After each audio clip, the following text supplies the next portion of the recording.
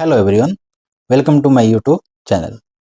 आज हम डिस्कस करेंगे टीडीएस पेमेंट के due date and TDS filing के ड्यू डेट के बारे में।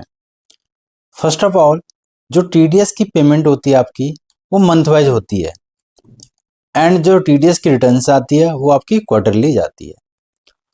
अब टीडीएस पेमेंट की ड्यू डेट क्या होती है?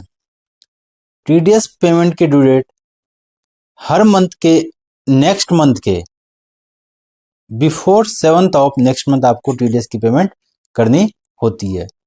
फॉर एग्जांपल, मान लो अभी हम जनवरी के मंथ में है और जनवरी के मंथ में आपने किसी का टीडीएस डिडक्ट किया है तो आपको 7th ऑफ फेब से पहले डिपॉजिट करना पड़ेगा।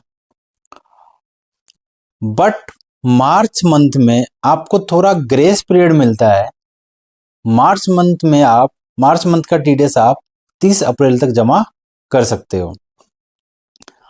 अब टीडीएस की रिटर्न्स कब कब जाती है? टीडीएस की रिटर्न्स अपनी क्वार्टर वाइज जाती है। फर्स्ट क्वार्टर आपका अप्रैल से जून का ड्यू डेट होता है आपका 31 जुलाई।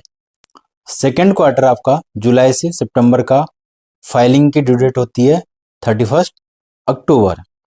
थर्ड क्वार्टर का आपका अक्टूबर से दिसंबर का ड्यू डेट होता है 31 जनवरी। एंड जो लास्ट क्वार्टर होता है आपका जनवरी से मार्च, उसकी जो ड्यू डेट होती है वो होती है आपकी 31 मई। याद रखने के लिए आप ऐसा याद रख सकते हो कि हर क्वार्टर के अगले मंथ की में आपका ड्यू डेट होता है, जैसे कि जून क्वार्टर एंड का 31 जुलाई। बट लास्ट क्वार्टर में आपको 1 मंथ एक्स्ट्रा मिलता है क्योंकि आपका टीडीएस पेमेंट का भी ड्यू डेट आपका 30 अप्रैल है, तो फाइलिंग का ड्यू डेट आपका 31 मई होता है।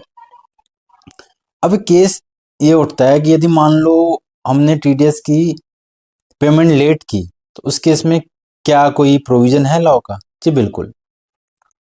यदि आपने किसी पार्टी का टीडीएस डिडक्ट ही नहीं किया तो उस केस में आपको 1% पर मंथ का इंटरेस्ट पे करना पड़ेगा।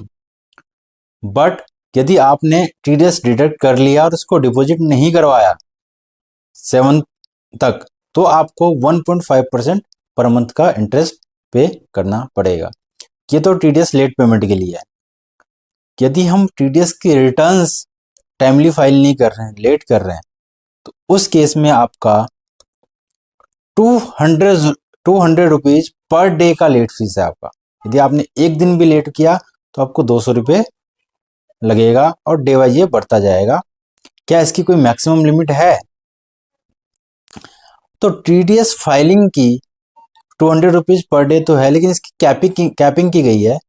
कैपिंग ये की गई है कि जितना आपका टीडीएस अमाउंट है उस पर्टिकुलर क्वार्टर का, उससे ज़्यादा का आपका लेट फीस नहीं बनेगा। फॉर एग्जांपल, अभी जैसे Q3 अपना खत्म हुआ है अक्टूबर से दिसंबर और मेरी टीडीएस की लायबिलिटीज थी 3 महीने की, मान के चलो 50,000 रुपये, तो मेरी लेट फीस किसी भी हालत में 50,000 को एक्सीड नहीं करेगी। मैक्सिमम अप टू 50K हो सकती है। टीडीएस के अलग अलग रिटर्न्स आते हैं, जैसे कि सैलरी केस में आपका 24Q जाता है, नॉन सैलरी केस में आपका 26Q जाता है। हम अभी इन्हीं के बारे में डिस्कस कर रहे थे।